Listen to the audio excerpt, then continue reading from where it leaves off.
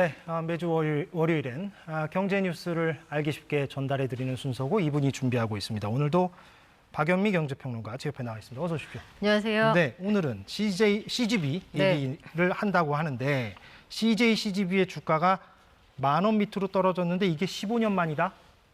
맞습니까? 네, 그렇습니다. 오늘 종가부터 먼저 말씀을 드리면 오늘도 지난주 금요일 대비 1.61% 떨어져서 오늘 종가가 9,790원이군요.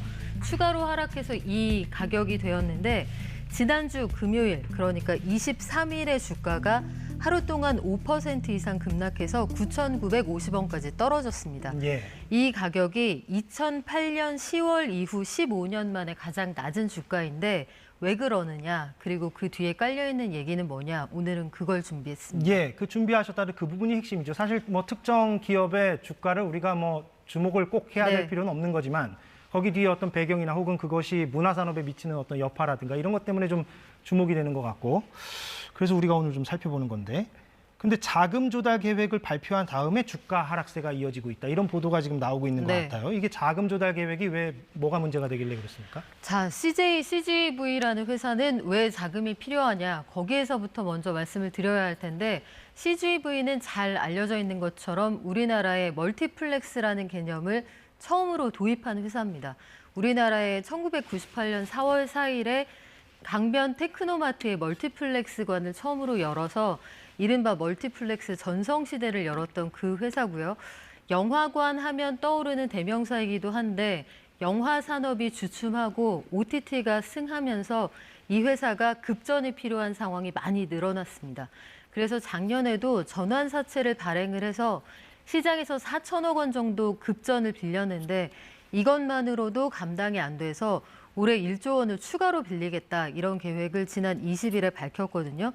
이걸 좀 구체적으로 말씀을 드리면 20일에 밝힌 그 자금 조달의 계획은 유상증자를 하겠다, 이런 내용이에요.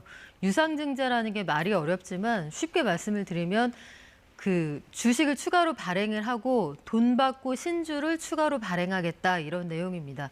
근데 여기에 들어있는 내용이 5,700억 원 규모의 유상증자를 하고 일부는 지주사로부터 현물로 도움을 받겠다, 이런 내용인데 이 유상증자 하겠다는 규모가 일단 현재 이 회사의 그 시가총액을 좀 넘어서고 그리고 현재 가지고 있는 주식의 총 발행수보다 1.5배 정도 많습니다. 그러니까 기존의 주주들 입장에서는 우리가 가지고 있는 주식에 물타기를 하는 거 아니냐. 내가 가지고 있는 주가가 그냥 그 지분 가치가 앉은 자리에서 떨어지는 거니까 그래서 증시에서 이 회사가 가지고 있는 지분의 가치가 뚝뚝 떨어지고 있는 거거든요. 그래서 CGV가 가지고 있는 주가가 떨어지고 있고 회사가 자금 사정이 좋지 않구나, 이런 것들을 의심받는 그런 상황이 되어 있습니다. 예. 유상증자가 왜 그렇게 되는지는 알겠습니다. 이해가 되겠습니다. 네. 근데 자금 조달 계획을 냈다는 건 방금 좀 말씀하신 대로 회사가 어려우니까 지금 그렇게라도 하겠다는 거잖아요. 그렇죠. 이렇게 주가가 떨어지는 걸 어떻게 보면 예상을 했을 텐데 네. 얼만큼 어렵길래 지금 이렇습니까? 네, 구체적으로 이 회사가 가지고 있는 그 자금의 현황을 좀 보면 2019년까지는 1년에 2조 원 정도 벌어서 한 해의 이익을 1,200억 원 이상 그 발생을 시켰는데 이후에 보면 그래프가 뚝 떨어지는 게 보이시죠? 코로나19의 그 직격탄을 맞아서 이듬해에는 매출이 5,800억 원 규모로 줄어들고요. 그리고 영업 손실로 전환이 됩니다. 손실이 4천억 원 가까이로 늘어나게 되고 21년, 22년이 되면 손실의 규모는 좀 줄어들기는 합니다만 여전히 흑자로 전환하지는 못하는 상황이거든요. 그리고 중간에 이 회사가 2016년에 투자했던 게 이 투자 실패를 통해서 적자가 좀 늘어난 게 있습니다. 해외 투자인데요. 튀르키예의 영화관을 가지고 있는 엔터 회사를 하나 인수를 하는데 아마도 그 튀르키예의 향후 성장성, 인구의 그 증가 이런 것들에 베팅을 했겠죠. 근데 잘 알려져 있듯이 튀르키예에 자연재해가 있었고 이 나라가 가지고 있는 그 물가 폭등세 속에서도 계속 저금리 정책을 썼거든요.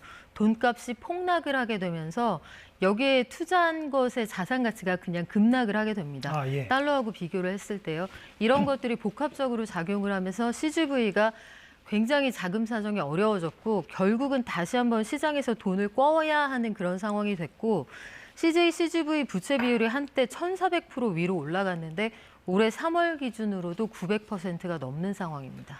그렇게 안 좋은 상황이다. 네. 아까 그 물타기라는 용어를 이제 쓴다, 그 주주들 사이에서, 네. 소액 주주들 사이에서 쓴다고 하셨는데, 오늘이 뭐 경제평론하는 날이니까, 주주들은 좀 뭐라고 이렇게 불만 소리를 표출하고 있습니까? 일단 유상증자를 한다는 거는 말하자면 요리를 하는데 지금 간이 딱 맞는 상태에서 혹은 지금 주가가 떨어지고 있는 와중 혹은 회사가 돈을 못 번다는 건 오히려 간이 좀 싱거워지고 있는 와중에 물을 한 바가지 더 갖다 붓겠다 이런 뜻입니다. 이렇게 되면 가뜩이나 싱거워질까 말까 하는 이 음식이 아예 못 먹을 정도로 맛이 없어진다는 뜻이거든요.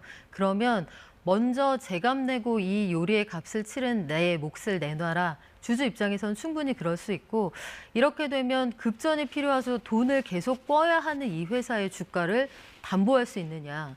나의 향후 투자 가치가 있겠느냐. 여기에 대해서도 충분히 물음표를 던질 수가 있는 상황이고요.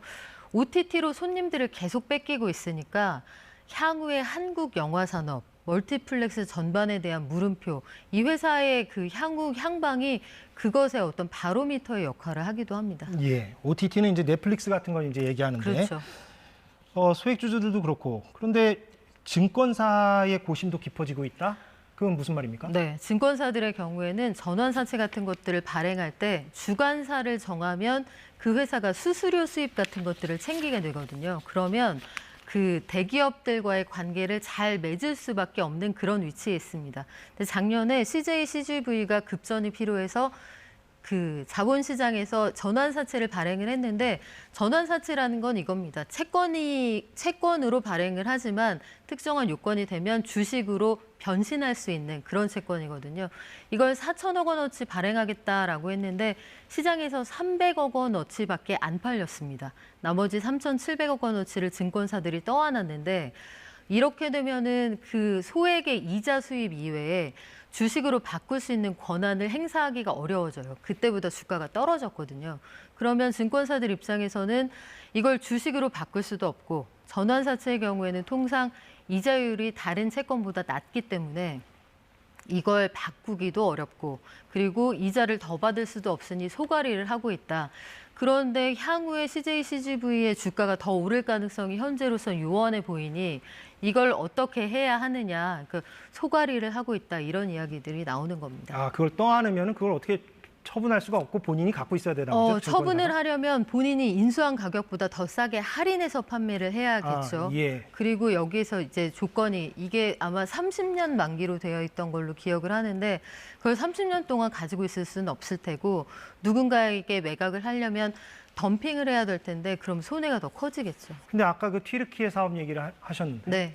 근데 이런 좀 안 좋은 상황에서 CGV가 좀 더 좀 사업을 좀 확장해 보겠다. 다른 사업을 좀 해보겠다. 그렇습니다. 뭐 돈을 벌어야 되니까 그런 얘기가 나오고 있던데 그건 뭡니까? 영화관들이 이제 살아남아야 하니까 영화관 안에 그 실내 암벽 등반하는 코스도 만들어보고 기술관도 만들어보고 특별관 아니면 누워서 볼 수 있는 것들 여러 가지 장치를 만들어 보는데 이게 상황을 타개하기가 만만치가 않은 상황입니다. 일단 2019년에 그 코로나19 이전에는 특별관에서 비롯되는 매출이 전체에서 한 16% 정도 되었는데요. 올해는 5월 기준으로 보면 전체 매출에서 차지하는 특별관의 기여도가 한 30% 정도 된다. 이게 그냥 단순히 보시면 특별관 매출이 많이 늘었구나 이렇게 보실 수 있는데 전체 매출의 볼륨이 줄었기 때문에 예. 그 볼륨 대비 특별관의 매출이 늘어난 것이다. 이렇게 이해를 하실 역설적으로. 수가 있거든요. 네. 그래서 전체 영화를 봐서 걷어들이는 수입 자체는 줄어들고 있다. 살려고 안간힘을 쓰는 와중이다. 이렇게 이해하시는 게 보다 정확합니다. 최근에도 관련 보도가 나오고 있는데 그래서 궁극적으로 가장 본질적인 지점으로 우리가 얘기해 본다면 영화관 찾는 사람들이 지금 줄고 있기 때문에 이런 일들이 벌어지고 있다 이렇게 봐야 되는 거죠. 그렇습니다. 지금 OTT 가입자, 넷플릭스로 대표되는 OTT 가입자가 넷플릭스 전 세계 돈 내고 보는 사람이 2억 3천만 명이 넘어섰고요. 국내에서는 가장 큰 가입자 수를 자랑하는 티빙 500만 명이 넘어선 상황인데 이게 월 가입료가 광고 없이 볼 때 베이직한 요금이 월에 한 14,000원 전후거든요. 그러면 평일 낮에 극장에 갔을 때 한 사람 티켓값이 14,000원 정도니까 똑같이 14,000원을 냈을 때 내가 14,000원 내면 극장은 나한테 뭐 해주지? 여기에 대한 반대급부를 명확하게 제시를 해야 된다는 거죠. 그러니까 관객들이 나의 기회비용을 충분히 만족시켜달라는 요구에 극장은 무엇을 해줄 수 있느냐, 여기에 대한 답변이 필요한 시점입니다. 참 해법이 잘 보이지 않는 고민이긴 한데 네. 이런 상황에서 OTT들은 매우 공격적인 어떤 사업과 마케팅을 펼치고 있다고요? 그렇죠. 넷플릭스의 경우에는 우리나라에 앞으로 5년 동안 3조 원 이상을 공격적으로 투자하겠다. 오징어 게임의 경우에는 오징어 게임 원 대비 4배 이상의 제작비를 지금 아낌없이 쏘겠다, 이런 입장을 회장이 한국에 와서 밝힌 상황이거든요. 그러면 그들과 경쟁했을 때 영화관만이 줄 수 있는 가치가 뭐냐? 관객들에게 그걸 명확하게 제시하지 않으면 아마 영화관에서 영화를 보던 시절이 있었다로 기억하게 될지도 모르겠습니다. 예. 문화 측면에선 그렇고, 예. 마지막으로 뭐 어려운 질문인데요. 네. 사실 제가 맨날 마지막에는 항상 어려운 질문을 제가 네. 박영미 경제평론가한테 드리는 것 같은데, 경제평론이니까 그럼 이런 CJ, CGV의 이런 위기, 이것이 향후 어떤 뭐 파장을 가져올 것이냐? 경제적 측면에서 문화산업이나 어떻게 좀 얘기해 볼 수 있을까요? 사실은 우리나라 영화관의 위기는 한국 영화의 위기하고도 맞닿아 있습니다. 우리가 사실 막국수 한 그릇을 먹어도 맛있으면 2시간 운전해서 가거든요. 그러면 14,000원에 상응하는 가치를 어떻게 충족시킬 것이냐. 넷플릭스는 많은 걸 신작으로 가지고 있다라고 했을 때 우리는 많은 건 없지만 굉장히 좋은 걸 깊이 있게 가지고 있다. 공략하는 방식이 좀 달라져야 할 것 같고요.